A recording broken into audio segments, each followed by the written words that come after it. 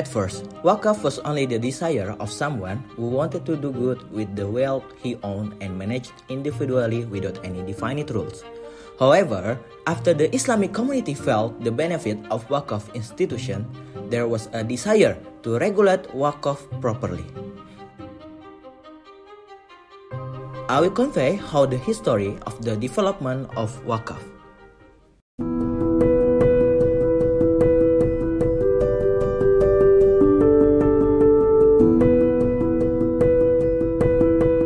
In the history of Islam, Waqf has been known since the time of the Prophet Muhammad SAW because Waqf was prescribed after Prophet Hijrah to Madinah in the second year of Hijriah. Two opinions developed among Islamic jurisprudence experts or fuqaha about who was the first to implement the Waqf law. According to some scholar view, the first time implementing Waqf was the Prophet Muhammad SAW, who was Waqf of land to build a masjid. According to some other scholar opinion, the first to implement the Sharia Waqf was Umar bin Khattab, who donated a piece of land in Khaybar. After that, followed by Sahabat of Rasulullah such as Abu Talha, Abu Bakar, Anas bin Malik, Utsman, Abdullah bin Umar, and Aisyah, the wife of Rasulullah SAW. The practice of Waqf became more widespread during the Umayyad and Abbasid dynasty, and everyone flocked to carry out Waqf.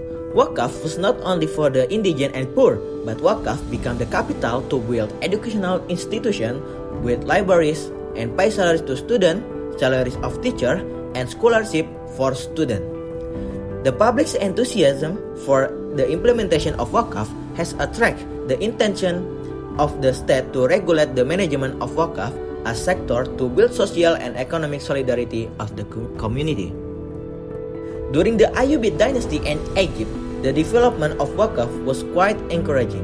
Almost all agricultural land became Waqf property, and all were managed by the state and became state property or Baitul Mal. When Saladin al-Ayyubi ruled Egypt, he intended to endow state-owned land to religious and social foundation as the previous Fatimid dynasty did. The development of Waqf during the Mamluk dynasty was very rapid and varied, so anything from any item could take advantage of could be donated. However, most of the Waqf was agricultural land and building, such as office building, inns, and study places. During the Mamluk era, there was a slave Waqf which was used as a slave Waqf to maintain masjid and madrasah. This was done for the first time by the rule of Ottoman dynasty when conquering Egypt. Sulaiman Bashir, who gave his slaves as Waqf to take care of the masjid. In 1287 of Hijriah, a law was issued explaining the position of the land under the authority of the Ottoman Turks and productive land with Waqf status. Among the laws issued in the Ottoman dynasty were regulations regarding the bookkeeping of Waqf implementation. The law regulates Waqf recording, Waqf certification, Waqf management methods, effort to achieve Waqf goal, and institutionalizing Waqf to realize Waqf from an administrative and legal perspective. This can be seen because the Waqf institution originating from Islam has been accepted or received into Malaysian law itself. Of history, Waqf continues to grow. It will continually develop along with the pace of changing times with various relevant innovations such as cash Waqf, Waqf of intellectual property right, and others.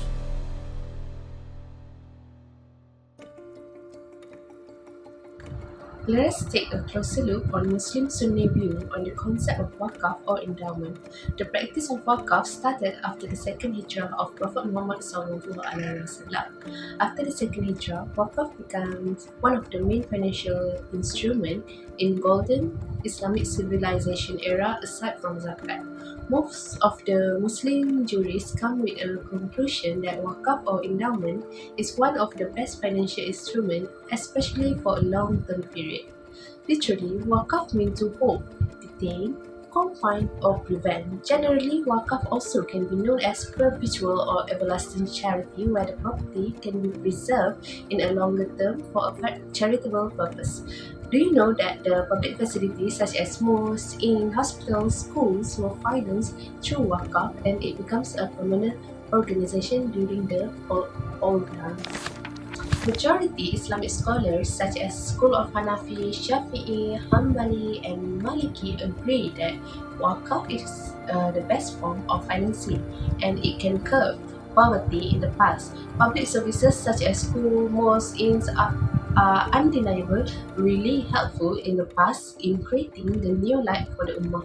People becomes more literate because of the development of public services such as school and mosques. In classical law of Waqf, Waqf property is a reserved property, thus making the asset itself cannot be transferred to anyone other than charity purposes.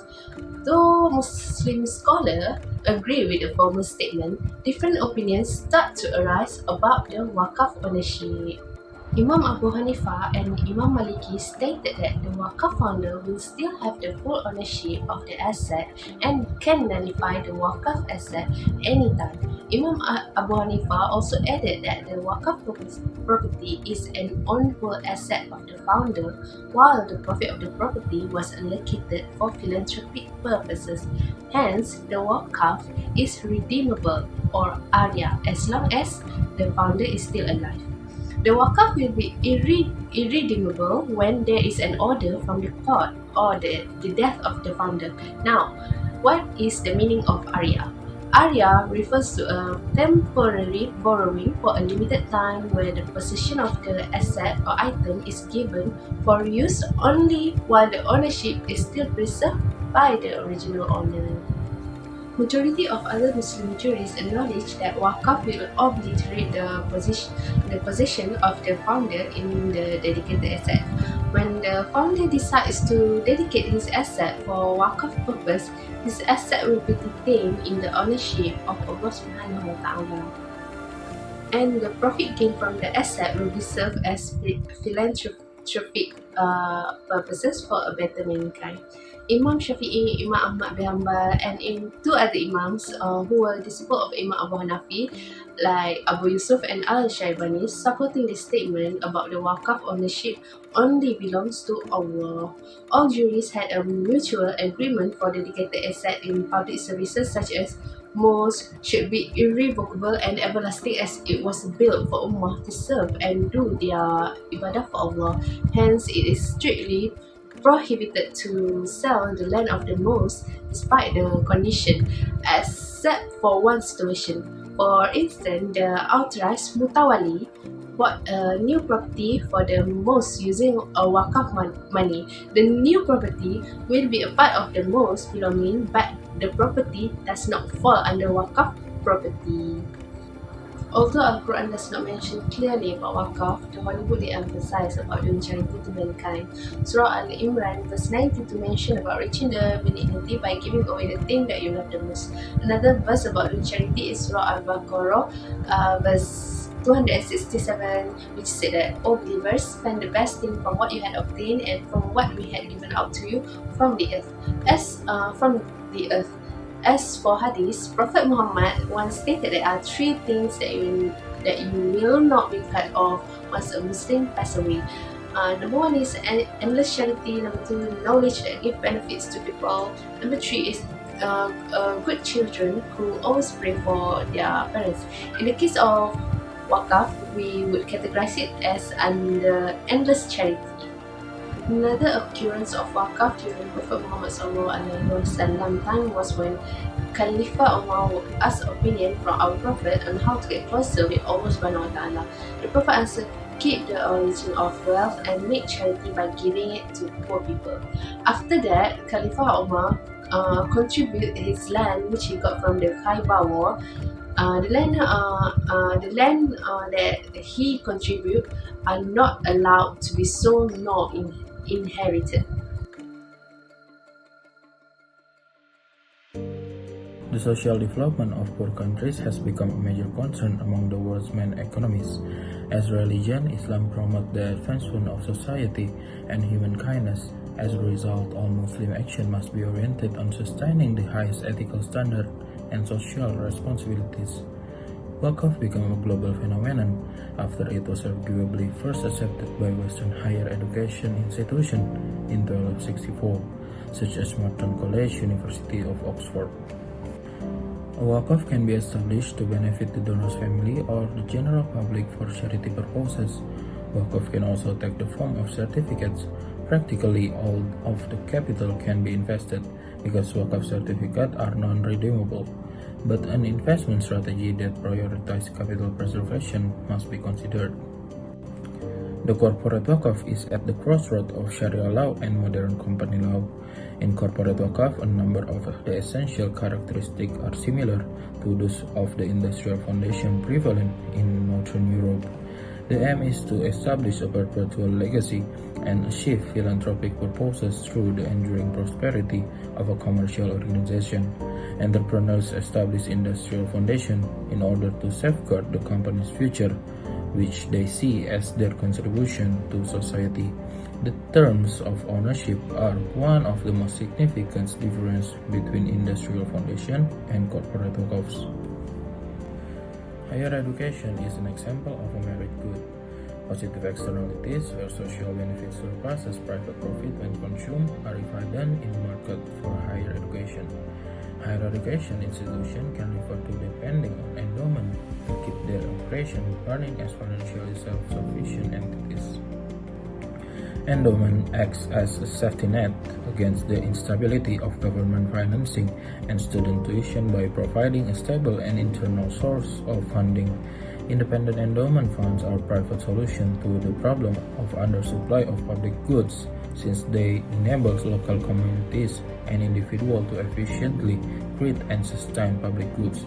The Waqf system aids in the empowerment of the underprivileged while reducing government spending. The cash Waqf model has advantages above traditional microfinance. Microfinance institutions, unlike the Waqf, must balance deposits and loans for liquidity management. Also, they charge high interest rates and require weekly payments due to high risk of loan default. Microfinance organizations are also sometimes said to have to turn away the truly poor because they may not be able to obtain guarantors or because the credit risk is too high.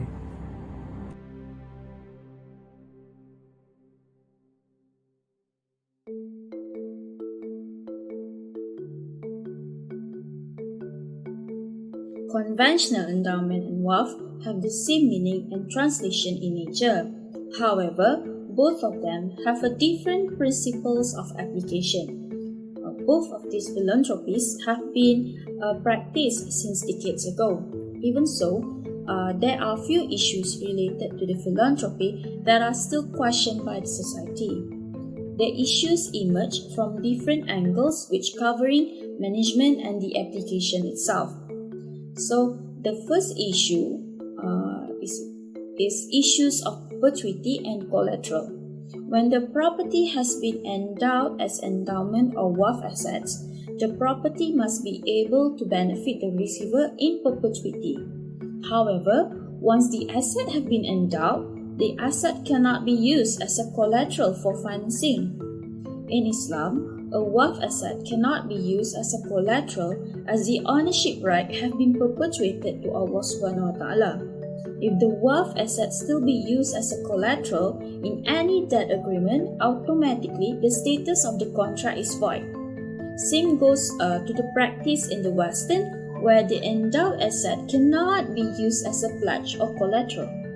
This can be shown in the case of Ochita Baptist College, where their intention to use an endowment fund as a pledge for a loan has been rejected under Article 10 of the Article of Incorporation. The second issue is issues of administration of endowment and Waqf assets. A good administration and governance of endowment fund are very crucial for the organization for ensuring a well-ordered distribution to the receiver. Therefore, incompetence management will cause unfortunate event for the users of Waqf assets. For instance, Columbia University has resulted in a deficit in their endowment fund, which is caused by their focus in constructing new buildings instead of focusing on amplifying the endowment fund. This is also happened to the Waqf management, where in Malaysia, there are 11,091.82 hectares of Waqf lands that remain idle without any improvement that should be done. This is resulted by the incompetent administration, which resulted a source to be wasted instead of benefiting the public. The third issue arises is the issues of marketability of endowment and Waqf. In this issue, there are two contradictory situations to happen between both of the philanthropies, which are a conventional endowment and Waqf.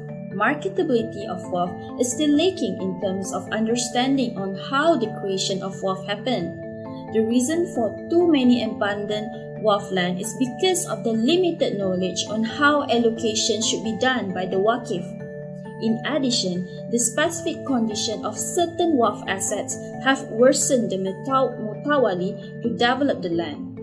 The major reason for this to happen is because of the lack of marketability of Waqf creation by the State Islamic Religious Council (SIRC). In order to solve the issue, SIRC must apply the conventional endowment on how they market the endowment fund.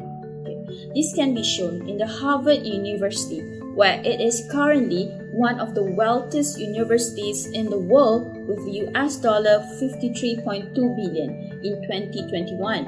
This is driven by the marketability of the endowment fund among the alumni. Thus, they have actively donated to repay the university through endowment since decades ago. Thus, it is important for the Waqf management to promote and successfully improve their marketability so the Waqf can be smoothly operated and improve the society.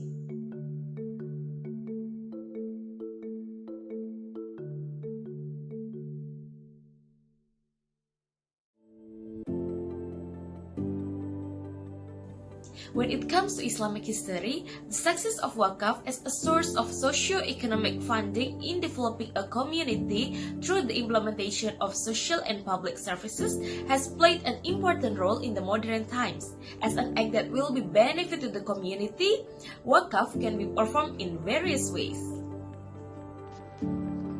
First, manage long-term social investment through sustainable projects. To relieve poverty, developing fixed assets like schools may be done using Waqf funding. Due to the life compulsion, the majority of poor people are unable to send their children to an appropriate school. And managing sustainable initiatives such as establishing school and offering free tuition fees, as well as supplying all educational equipment like stationeries, textbooks, through Waqf may assist people in need acquire good education to improve their family's life in the future, and at the same time can help their family to get out of poverty to have a better life. Fascinatingly, according to UNESCO, individuals may cut poverty and income inequality if they have enough access to higher education, which can help families not only to survive but also to develop. Second, small and medium-sized enterprise subsidization. Financial assistance for low-income people that conform to Islamic financing principle are known as Islamic microfinance or IMF. Endowments are the sole source of funding for Islamic microfinance institutions. A trust financing contract called Mudarabah, which is a partnership where one partner invests in a business venture while the other manages the business, will be used to invest the Waqf funds in the poorest sector. The party who gives the capital money is called Rabbul Mal, and the one who offers his skill and competence to carry out the business venture is Mudarib. For a microfinance scheme, Mudarabah contracts are suitable since they encourage the circulation of money from the wealthy to those in need, which might result in profit. The borrowers later will repay each installment with a predetermined deposit. Additionally, investors and entrepreneurs each get a portion of the profits generated by the investment. Apart from Mudarabah, Salam funding may provide significant benefits for agriculture and small farmers who are part of Waqf. Salam is an agreement between two people to exchange products of a certain quantity and quality at a mutually agreed upon future date and price. The current problem is most farmers own their property but lack the financial resources to manage it. Consequently, farmers have a major challenge in raising capital. In order to keep their agricultural expenses in control, Salam offers these farmers with operating cash. Farmers might begin by contacting the Waqf institution to get the necessary documentation and information about the project. As a result, farmers may immediately begin cultivating in accordance with the contract they signed with a Waqf organization. Small farmers and Waqf institution get a portion of the project's profit. The Waqf institution will either reinvest or distribute the agricultural project's profit to its beneficiaries.